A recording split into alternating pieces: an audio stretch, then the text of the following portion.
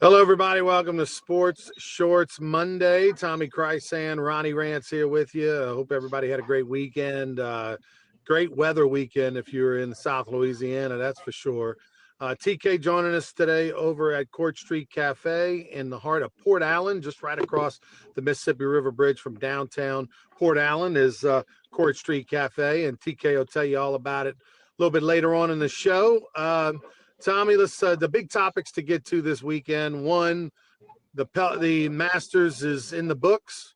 Rory McIlroy did something that's only been done 4 times in history, that wins back-to-back Masters championships.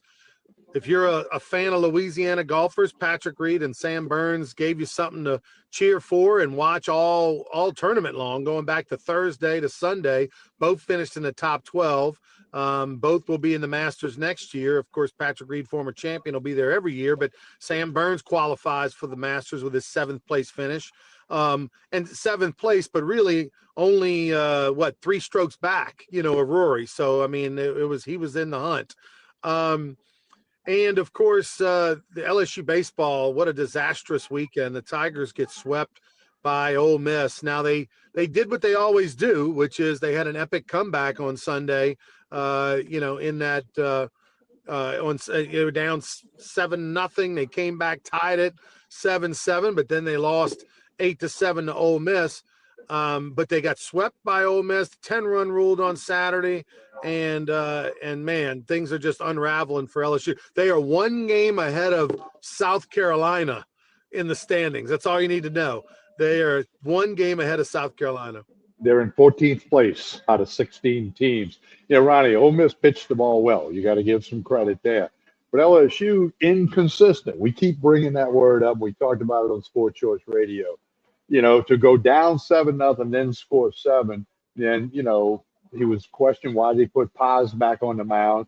He liked the matchup. He said it didn't work. Sheeran came in and was good after that. But, when you down 7 and you put a 7 spot on the board, you have to turn around and put a donut up there. You got to not let them answer your answer. Ole Miss did, to their credit. They sweep the series. There are a lot of LSU fans there. The Ole Miss fans were crazy. Did you see the video of the Ole Miss guy throwing the beer on the LSU guy? Okay, he's not going to do that again anytime soon, I don't guess. But it was just an inconsistent weekend.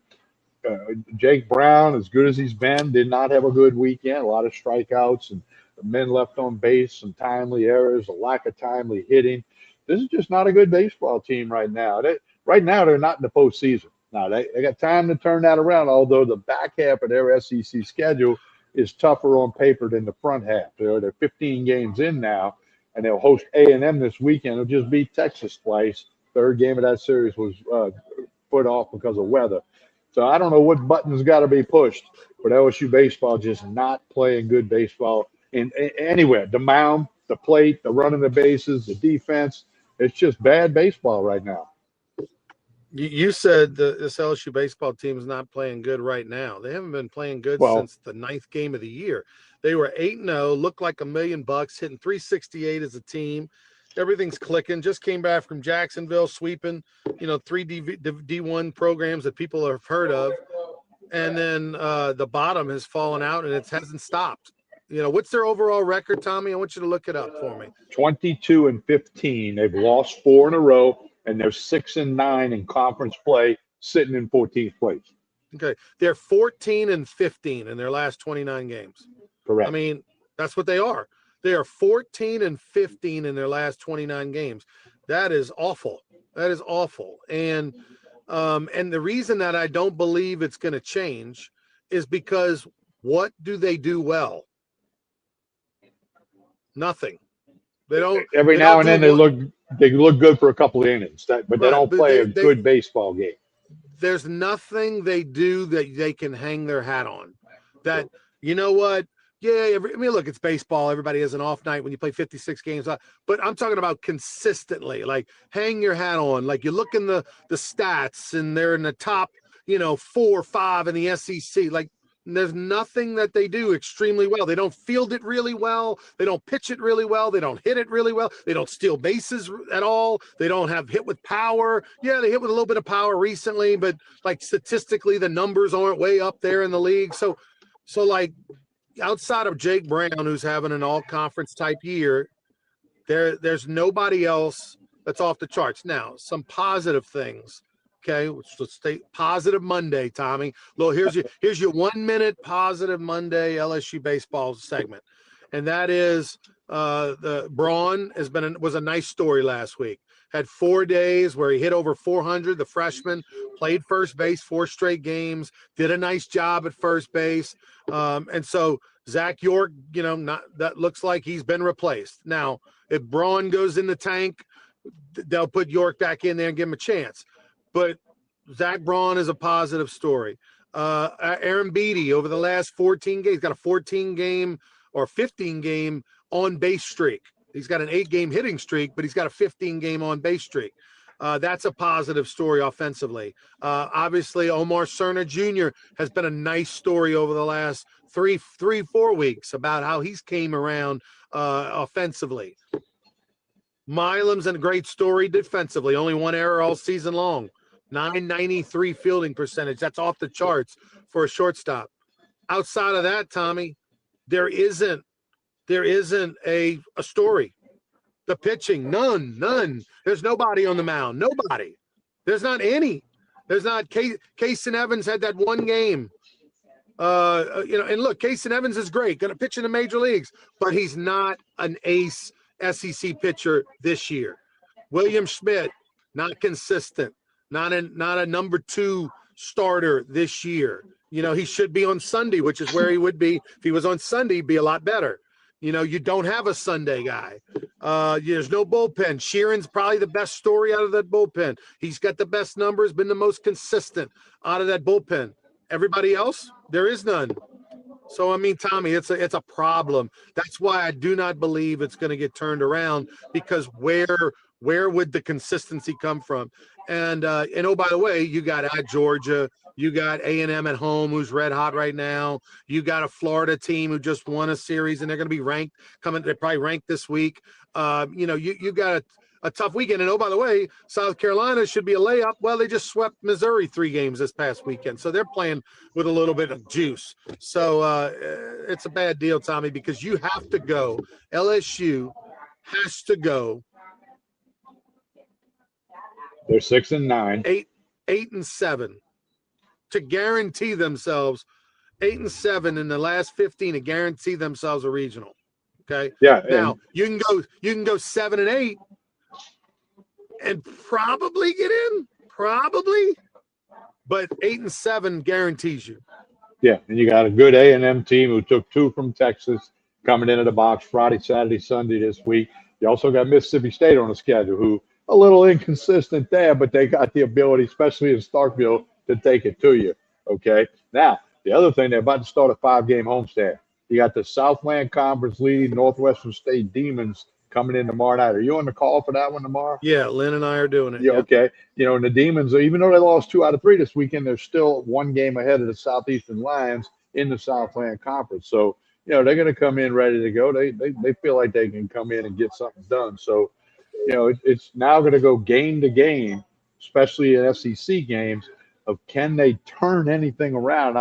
I agree with everything you said. There's nothing to hang the hat on and say, well, we're going to get this. You don't know what you're going to get. Coin flip city. All right, let's talk Masters for a minute. Tommy, Rory's the real deal. I feel so bad for Justin Rose. He had chances. This was a tournament Justin Rose could have won. He had the lead. He just backed the back 9. I don't want to say choked. I don't want to say that guy's too great to be a choker. But Justin Rose lost the Masters. He could have won it if he would have just played Justin Rose golf on the back 9. Well, pressure's real, especially the back 9 at Augusta.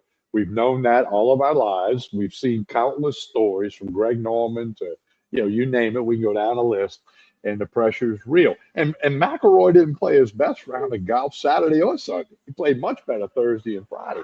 And he had 2 double bogeys, 1 on Thursday and 1 on Sunday. So, and he 3-putted from like 5 feet. I mean, so, he wasn't at his best. And, of course, he bogeyed the last hole, still won by 1 shot, because his drive on 18 looked like something you or I would have hit. It just was not good. But the bottom line is he wins. He follows Jack Nicklaus, Nick Faldo, and Tiger Woods as the only golfers to win back-to-back at the, the Masters, which has all the tradition and whatever. They had perfect weather all 4 days, including the practice rounds.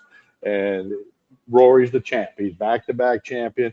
He deserved it. He survived the back nine at Augusta more than Rose did or any of the other. Cameron Young, had his chances, and it just didn't work. By the way, Brett McCabe works with Cameron Young. Brett McCabe, former LSU pitcher, who's has the Mindside Sports Psychology Clinic. He works with a number of golfers. Cameron Young's one of his guys.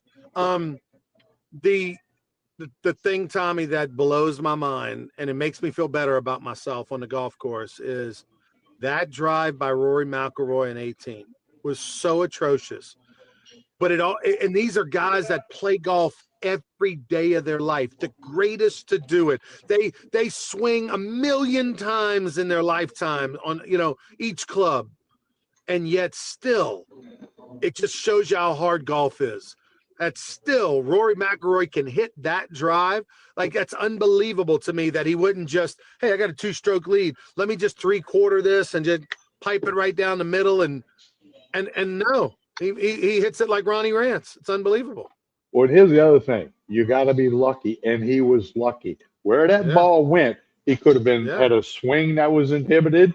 It could have been an unplayable lie. It could have been just a punch out. It could have just been a punch out. Well, and then, to be able to put a full swing on the club and get it to where he got it, even though CBS still don't know where that ball is, we'll talk about that in a minute, is luck, as they say, or good fortune. And, because if he's got to take a drop, then you're looking at a playoff, or if he has an unplayable or he hits a tree limb or so many things could have happened, but didn't happen. And then when he got it in the bunker and he got it out, he had the 2-putt from 6 feet. And here's the other thing. Not only did CBS not know where his ball was, they didn't know where Cameron Young's ball was. And then when Rory tapped in, albeit from 5 or 6 inches, they didn't have a picture of the ball going in the hole because a caddy or somebody was in the way. I mean, CBS got to be better. This is the Masters. This is not the Milwaukee Open, okay? You got to be better than that. Clay Travis, noted sports guy. These guys just rip CBS that the coverage got to be. Plus, here's another thing that bothers me about that coverage. Ronnie, you've produced many a sports event, and I've been involved in many of production and part of it, maybe not the director. I can't stand how somebody was chipping up to 10, and they already knew what happened. So they go to Immelman, and he goes, he's probably going to play this low and run it back and get it just short and left of the hole. Well, that's exactly what he did, but Immelman already knew that. So it makes him sound like he can predict the future. I can't stand that because probably, I'm going to say 75% of the shots in golf at any tournament are not live. Now in the Masters, you would think the back nine, most of it's live. Maybe that's more of like only 25% aren't live. Because then sometimes you're watching, bro, you hear the roar of the crowd, which means somebody chipped in or holed out a 65-foot putt like Sam Burns did on 16. You heard the crowd, then okay, let's look at Burns. He's got a good chance to make it. You already know he made it. Be quiet, But anyway, enough of that nitpicking. But for CBS not to know where Rory's ball went or Cameron Young, now neither one of them were in the fairway. Well, Young was kind of. But still, you got to be better than that. Yeah, no, it's shocking because, even if you can't get a shot on it for whatever reason, like, you got spotters, you got camera people, somebody should at least told Jim Nance and them the ball's in the bunker. Like, Jim Nance and them had no idea where the ball was. And they're sitting there talking about, well, Rory's going up there to identify his ball. No, he's not. He knows that's his ball. But my point is that, like, the fact that nobody from the time he hit it to the time he got all the way to the bunker, they didn't have a replay. They didn't know whose balls were what. It was weird. It was just very weird. But anyway, look, it was a great tournament. What Scotty Scheffler did, not bogeying a hole on Saturday and Sunday, had never been done since 1942, since they kept track of the records. That's shocking to me that that's the first time it ever happened. That was amazing. And you see his little barking after the tournament, saying that the course was set up unfairly Friday morning when he had to go late Thursday, early Friday for his tee times and all that set up later. No, he came out and said he's questioned whether or not it was fair because the greens were softer in the afternoon. They watered them. and the guys in the morning, nobody had a really great round in the morning, including him. And he that's unlike Scheffler a little bit, but he kind of Right. came out. I wonder if it was So fair, he but was I'm not. upset But he about said what exactly, Tommy? Friday morning he doesn't think the course was set up fairly, and they So changed it like, for was it Friday too wet or afternoon. dry, or what was the It was scenario he too was firm complaining and about? fast, and they Okay. watered it a little bit, which slowed up the firmness and the fastness a little bit. In their mind, a lot bit. To me and you, we wouldn't have knew the Right. difference. But and Right. then he kind of said, but I'm not in charge of setting up the course. He kind of tried to walk it back, but he was definitely had a legitimate Yeah. question to the Masters about, was it really fair? Because if he doesn't have a bad crowd Friday, he might be wearing the jacket. Of course, if a frog had wings, he wouldn't bump his ass. But it's Right. just so that was a Hey, little listen, unlike if you or Scheffler. I were the one that were to complain, people would be like, wah, wah. Scotty Scheffler says it. Yeah, Grain of salt. Definitely, number one definitely, golfer in the definitely there's some world. stuff there. Yeah, yeah. And he looked like it. I mean, to finish one stroke. The guy was in 40-something place on Friday, and he goes all the way to one shot. That's amazing. It's amazing how good he is. Well, and if And McIlroy and Young don't get a break, or especially McIlroy, he's in the playoff. yeah, no, there's a lot of woulda, coulda, shoulda. There's four or five golfers all going, man, I had a chance to win, and they all did. You had 3 or 4 different people with the lead on Sunday. So I mean, you had nothing but golfers sitting there going, if, woulda, coulda, shoulda, like old Jim Mora used to say. All right, TK, I want you to talk about the Pelicans season has mercifully come to an end. Pels did exactly what I thought they would do. They won just enough games to screw themselves out of ping pong balls. They finished 10 games out of the playoffs, but yet the best of the worst in the NBA. So, ridiculous. They're going to pick 9th probably in the draft. What was the bet? You had the bet all year long. You bet against the Pelicans in the spread. How did it finish? All right. Well, first off, they finished the year 26-56. That's their record. They're done. We launched this back in November. I bet 82 times against the Pelicans and the spread, whatever it was. Now the juice changed a little bit. Sometimes it was even, sometimes it was $1.15, whatever. But against the bet, they were 39-43. So they were 4 games under, which means if I would bet $100 a game, I lost like 300 something dollars. If you bet $10 Right. a game, you lost 30 something dollars. So again, the juice wasn't always 110. And there were times when you had plus juice on them, and I don't know, the win loss on the different juices, but 39-43. If you bet against them 82 times, you're going to lose a little bit. So my idea that you would win money betting against them, I was incorrect. Yeah. They definitely got better as the season went on. The last They 3 played months, better in the last month. Yeah. since about the second week of January on, they were a decent team. That the first 3 months of the season they were awful, but yet they went through streaky times where they won. They lost. The spread was 10. They'd lose by 9. They were There never was in a it, lot of but they that. covered. Okay. Yeah, yeah. That 4 games under could have been 4 games over. Here's another thing. Zion Williamson played in 62 games, a career high for him. Okay. And now, of course, I read a big article Ken Trahan wrote at KenCrescentCitySports.com. Do they keep the coach? The roster is going to change a lot. So if you're a Pelicans fan, look for a lot of changes here in the offseason. And obviously, the NBA playoffs are getting ready to get cranked up. TK, I got to jump off. I'm going to let you wrap up the show and tell us a little bit about Court Street Cafe, and look forward to being back on Friday. All right, that's Ronnie Rance right there. Okay, don't forget Court Street Cafe right here in Port Allen. Breakfast, lunch, dinner, Saturday night steak night, Sunday brunch is awesome. Connect on Facebook and Instagram. Great way to keep up with the lunch specials, dinner specials, drink specials at the bar behind me. Got some folks enjoying some Monday evening cocktails right now. Court Street Cafe. We've been coming over here for a long time. You have not stopped in. Breakfast, lunch, or dinner, you need to do it. Jason and the staff do a super job. All right, a couple other things for you. Sports Shorts Radio, many of you maybe saw it last Saturday. We start streaming it just like Sports Shorts Monday and Friday on YouTube, Facebook, and X. So this week we'll be at Mr. Carter's Barbershop in Prairieville.